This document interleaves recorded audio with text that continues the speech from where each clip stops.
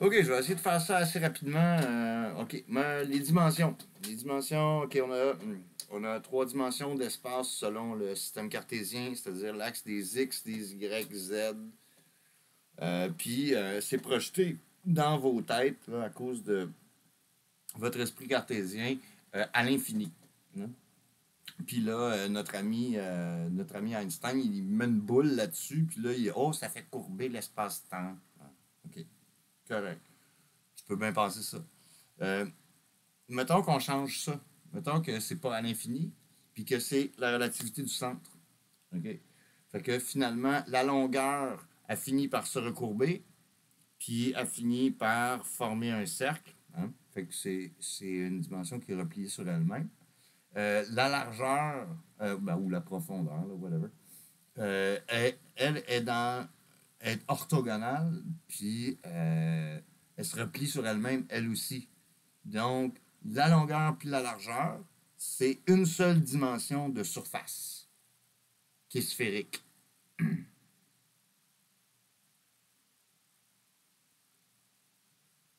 Oh boy.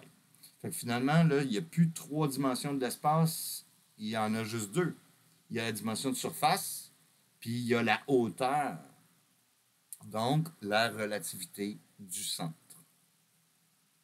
Parce que c'est à ce moment-là que dans les doubles couches, dans un plasma, un peu comme sur notre planète, par exemple, ou dans notre corps, si on parle du corps éthérique, ou corps astral, ou corps supramental, l'atman, ben c'est le corps causal. Parce que l'atman, on n'est pas prêt, là. Calmez-vous, calmez-vous. Non, non, non, non, non, non. On se calme, on se calme, on se calme. Euh, Notre planète a différentes couches qui sont toutes relatives au centre. Et puis, c'est toutes des densités différentes. Notre croûte terrestre là, sur la Terre, c'est 18 km d'épais. C'est comme si tu avais de la croûte de pizza extra mince. Là, puis, puis par-dessus, ben, on a des couches atmosphériques jusqu'à l'ionosphère puis la stratosphère, finalement. Ben, ouais, la stratosphère. Fait que les phénomènes qu'on voit à travers des plasmas, à travers les doubles couches des plasmas, on les a vus. J'ai expliqué les 5 modes des plasmas. Donc, il y a le dark mode. C'est le plasma qu'on ne voit pas, qui est l'éther.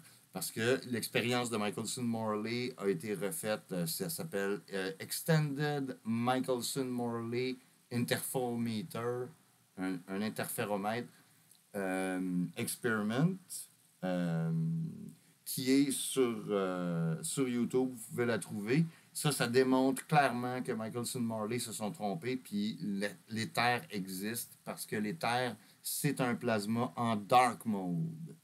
Ensuite, on passe au plasma en glow mode, donc en état de brillance, où il y a une activité électrique qui permet de voir de la lumière, un peu comme dans les nébuleuses, dans les nuages galactiques. On voit le glow mode. OK, les astrophysiciens, si vous m'écoutez, là, oui, come on, tu sais, un petit effort, tu sais. Après ça, quand on augmente l'ampérage, puis c'est pas le voltage, là, OK? C'est pas le voltage, c'est l'ampérage. Quand tu montes l'ampérage, là, on tombe en mode double couche. Fait que là, tu vas avoir le plasma qui va faire des doubles couches. OK? Fait que ça, c'est glow mode double couche. Fait que c'est la troisième étape. La quatrième étape, là, c'est les tufts. Les tufts, c'est des espèces de spots. Un peu comme, mettons, une balle de golf. Prends une balle de golf, tu vois, il y a des petites dimples, des petits. Je m'en crisse. Fuck off. OK, c'est des dimples. C'est des fucking tufts. OK? Puis là, ils sont tous. Ils apparaissent. Tu sais, ils apparaissent dans le quatrième mode plasmique. Quand tu montes l'ampérage, c'est ça que ça fait. OK? Puis après ça, quand tu montes au cinquième mode, paf! Là tu as les tufts qui viennent tous se placer, puis ils viennent tous se répandre de façon équidistante sur la sphère. OK? Bon, OK. Fait que ça, c'est directement en lien avec la théorie de la relativité du centre. La théorie de la relativité du centre, telle que décrite par Antoine Lafortune au Québec en 1900. Non, on n'est plus en 1900, frère. On est déjà en 2024. Ah, c'est pas grave. C'est pas grave. De toute façon, vous ne suivrez pas ce que je suis en train d'expliquer. Ça n'a aucune importance. C'est juste que ça va révolutionner la physique au complet pour le 22e siècle, finalement. Ouais. Ah, c'est que ça va être rough, ça. Hey, bonne chance, guys. Euh, relativité du centre, on va mélanger ça avec la relativité d'échelle parce que il faut que tous ces phénomènes-là ils soient absolument cohérents avec l'infiniment petit. Donc, qu'est-ce qui se passe à l'intérieur de l'atome? Qu'est-ce qui se passe en dedans d'un atome? Ah! Alors là, on a le SAM, le SAM, qui est le Structured Atomic Model, qui est à peu près l'affaire la plus intelligente qui vient de sortir assez récemment, qui est démontrée par Edwin Kahl, K-A-A-L, Edwin Kahl. Donc, ça fait partie de l'univers électrique. Oui, effectivement. Oui, je suis un complotiste. C'est ça, c'est l'univers électrique. Là. Fuck you, Radio-Canada, hostie. Puis arrête de gargariser avec Hubert Reeves, pardon. On voit qu'on est dans un univers qui est plasmique. OK? On voit absolument les courants de Birkeland dans l'univers électrique. Je veux dire, c'est tellement évident, c'est tellement simple. Fait que la relativité du sang. OK, là, après ça, il me pose la question. Le temps. C'est quoi le temps? Mais là, si tu prends une horloge au césium, puis deux horloges au césium, tu les mets au niveau de la mer, tu les synchronises, tu en as envoyé une sur le mont Everest, puis tu en as envoyé une autre dans la fosse des Mariannes, dans un sous-marin, puis quand tu vas les retrouver, 24 heures plus tard, tu vas les remettre au niveau de la mer, ben tu vas te rendre compte que ils ont décalé. Ah, fait que finalement, le temps ne se propage pas exactement de la même façon en fonction de quoi? De la relativité du centre. Fait que cette théorie-là, là, il va falloir comprendre ça, là, parce que les densités et les seuils énergétiques entre les différentes couches plasmiques, les doubles couches, euh, euh, ce qui fait qu'il y a des éclairs. Comment ça se fait qu'il y a une différence de potentiel, une DDP, différence de potentiel entre le ciel et la Terre? Comment ça se fait qu'il y a des éclairs? Comment ça se fait qu'il y a un courant électrique? Parce que c'est seulement la force électromagnétique, là, il n'y a pas de gravité, il n'y a pas de. La force faible, l'interaction forte puis l'interaction faible, c'est tout électromagnétique. C'est juste ça. C'est juste ça. C'est simple. Simple. Fait que comment ça se fait qu'il y a une couche qui décide de communiquer avec une autre couche pour se décharger? Comment ça se fait? Ben, c'est les doubles couches dans un plasma. Tu sais? Puis là, nous autres, on fait des tests en laboratoire dans des environnements fermés, contrôlés, là, dans des sources, par exemple. Là, comme quand j'étais assistant de recherche à l'Université de Montréal sur les plasmas avec ben oui, mon père, Réal Lafortune. Quand j'ai été son assistant de recherche, je me suis bien rendu compte que c'est des environnements fermés. Fait que les expérimentations qu'on voit à l'extérieur dans un environnement quasi ouvert, parce que en fait, la Terre, c'est quand même un environnement fermé, mais on n'est pas capable de contrôler qu'est-ce qui se passe. Fait que le projet HARP, tu sais, l'injection de haute fréquence dans l'ionosphère pour aller changer puis modifier le climat, on n'est pas capable de comprendre tout ce qui se passe là-dedans. Pourquoi? Parce qu'on n'a pas encore compris la relativité du centre. On n'a pas encore compris qu'on est sur une dynamo, là, en fait, que le manteau, le noyau de notre planète, c'est un générateur. C'est un fucking générateur débilement puissant. Et puis là, la relativité du centre, c'est ça. C'est ça qui est capoté. Attention, attention. Parce que là, il y a la relativité des centres. Oh! Donc, il va y avoir certains phénomènes qui. Si par exemple la Terre n'avait pas de Soleil, puis la Lune, puis d'autres centres, ben là, on serait dans un environnement fermé, comme dans une expérience de laboratoire. Euh, mais là, c'est pas ça. C'est pas ça qui se passe. Parce qu'on a la Lune. Et puis, on voit bien qu'est-ce que la Lune fait sur Terre. Hein? Fait qu'elle est en train, elle joue avec les marées.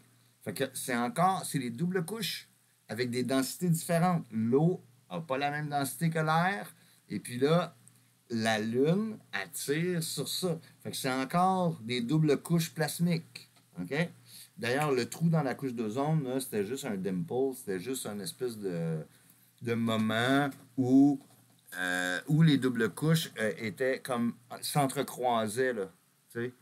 Puis là, vu que c'est sphérique, puis ça s'est produit au pôle, à cause que c'est électromagnétique, un autre phénomène électromagnétique, ben là, c'est à cause de ça que on a vu un trou dans la couche d'ozone, puis là, panique en Amérique, non, on va blâmer les CFC, on va blâmer les aérosols, on va blâmer le fréon, on va blâmer telle affaire, on va blâmer ci pis ça. Non, c'est un phénomène naturel.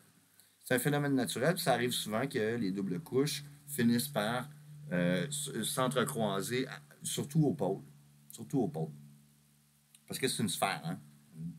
Quand même. Bon, qu'est-ce que je voudrais ajouter? OK. Les dimensions de l'espace. Là, j'ai dit que les dimensions de l'espace, ils sont recourbés. Et puis, le temps, avec l'expérience qu'on a faite, puis qui a vraiment été faite avec des horloges atomiques au césium, on s'est rendu compte que le temps ne se propage pas de la même façon en fonction de la relativité du centre. Uh-huh. OK.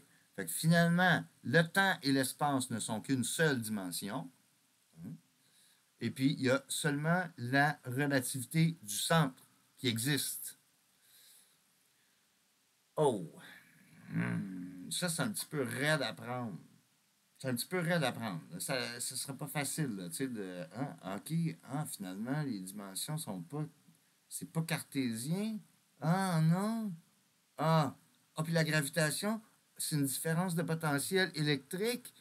Euh, Attends, non, mais là, non, mais attends, quand je laisse tomber une affaire, ben oui, ça a du potentiel, puis ça tombe. Euh, pour faire l'expérimentation, pour en fait visualiser l'expérimentation de la différence de potentiel électrique, OK, il faut voir les précipitations de l'eau. OK? Le potentiel électrique, la charge électrique de l'eau qui tombe en montagne et puis qui finit par s'écouler.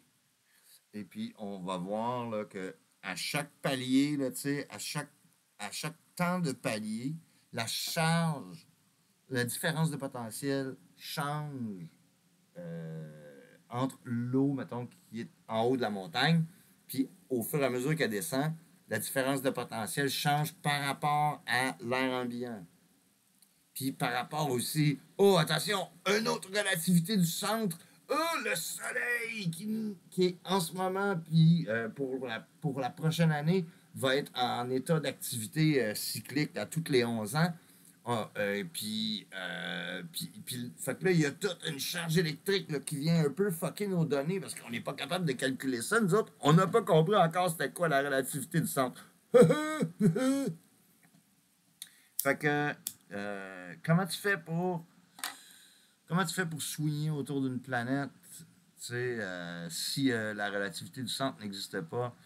Ça c'est une autre affaire. Bon, Michelson Morley, j'en ai-tu parlé? L'éther? Ouais, l'éther en dark mode, oui, j'en ai parlé. OK. Je pense que j'ai-tu fait le tour du sujet? OK. Je pense que je viens de faire le tour du sujet de la théorie de la relativité du centre. Pas vrai, non. La relativité d'échelle, elle s'applique aussi. Ceux qui n'ont pas étudié la relativité d'échelle, OK, bon, mettons qu'on a une... OK, on fait Paris-Dakar. OK, c'est un exemple niaiseux, là, c'est pour les enfants, là, pour que tout le monde comprenne. Parce qu'on est supposé de tout comprendre ça. Fait que, mettons qu'on fait Paris-Dakar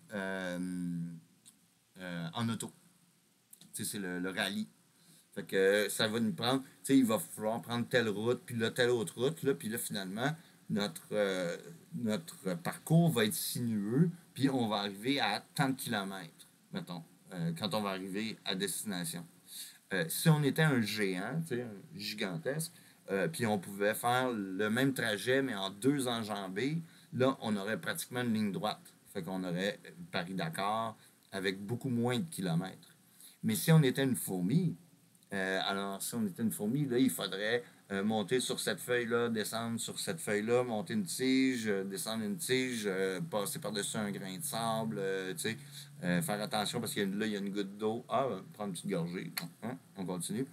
Fait que finalement, la fourmi va avoir parcouru, genre, je dis 10 fois, mais mettons 1000 fois plus de distance que l'automobiliste et, euh, et peut-être 10 000 fois plus que le géant là, qui a fait la même distance en deux enjambées. Donc, c'est la nature de l'univers d'être fractal. Fait que c'est exactement ça, la relativité d'échelle. Je trouve que c'est une théorie qui est apparue dans les années 90 que j'ai trouvé. Bon, non. Ouais, fin des années 90, peut-être début des années 2000, euh, qui s'applique aussi à la relativité d'échelle. Donc, chaque particule a son centre. Non, pas la relativité d'échelle, pardon, la relativité du centre. Fait que chaque particule a son centre et puis ce qui se passe autour est relatif à ce centre-là jusqu'à ce qu'un autre centre ait une charge plus importante. OK? Fait que là, à ce moment-là, le modèle atomique change. Là, on n'est plus dans les modèles standards. Puis, vu qu'on n'a plus de gravité, ben Einstein, bye bye! Bye bye Einstein! On n'a plus besoin de tes niaiseries, on n'a plus besoin de tes mensonges, on n'a plus besoin de réconcilier les quatre forces. Tu sais, les quatre forces de la physique, c'est-à-dire la force faible, l'interaction forte, l'électromagnétisme, qui est c'est la seule force qui est valide, et puis la gravité. Tu sais. Hein. Fait que voilà. Si notre science s'applique à calculer, à faire tout notre travail mathématique, hein, ça c'est le fun, hein, il y en a qui aiment ça. Hein.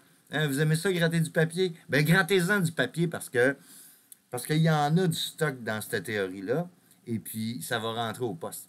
Ça va rentrer au poste. Quand les gens vont se rendre compte que, ah ouais, mais les dimensions sont repliées. Wow.